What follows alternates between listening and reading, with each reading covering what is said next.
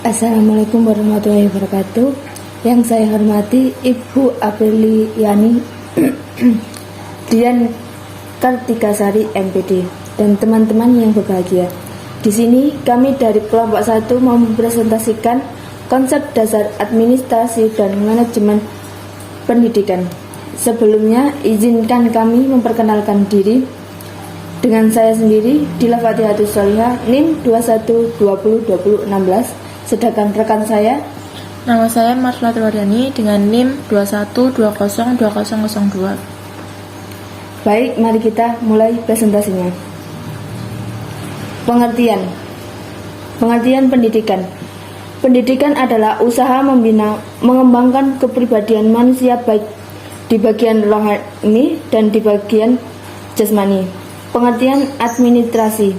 Administrasi adalah ilmu yang mempelajari penataan sumber daya, yaitu manusia. Pengertian manajemen. Manajemen adalah ilmu dan seni perencanaan, perorganisasian, pengarahan dan pengawasan terhadap usaha-usaha para anggota organisasi dan pengguna sumber daya organisasi untuk mencapai tujuan yang telah ditetapkan sebelumnya. Yang selanjutnya, konsep dasar administrasi pendidikan. Konsep dasar administrasi pendidikan pada dasarnya adalah suatu media untuk mencapai tujuan pendidikan secara produktif, yaitu efektif dan efisien. Efektif, tidaknya kegiatan administrasi dapat dilihat pada 1. Masukan yang merata, 2. Keluaran yang banyak dan bermutu tinggi, 3. Ilmu dan keluaran yang gayut dengan kebutuhan masyarakat yang sedang membangun, 4. Pendapatan tamatan atau iuran yang memadai, dan sedangkan efisiensi dapat dilihat pada 1. Kegairahan atau motivasi belajar yang tinggi, 2. Semangat bekerja keras yang besar, 3. Kepercayaan berbagai pihak, dan yang keempat, pembiayaan waktu dan tenaga yang sekecil mungkin tetapi hasil yang besar.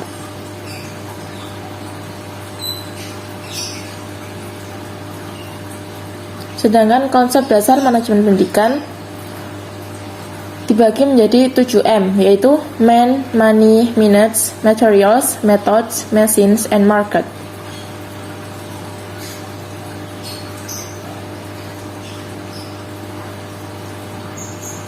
Perbedaan administrasi dan manajemen pendidikan.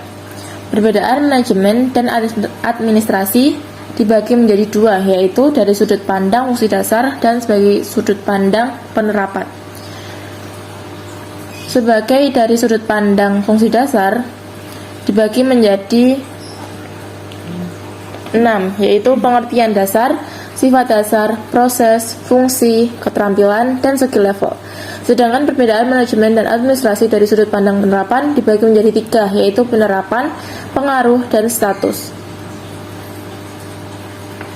Sedangkan tujuan dan manfaat administrasi dan manajemen pendidikan dibagi menjadi 2, yaitu 1.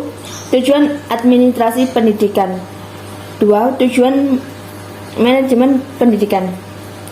1. Pada hakikatnya merupakan alat untuk mencapai tujuan optimal pendidikan, karena sekolah merupakan subsistem dari sistem pendidikan nasional, maka tujuan administrasi pendidikan yang dilaksanakan di sekolah mempunyai 3 macam jangkauan. 2.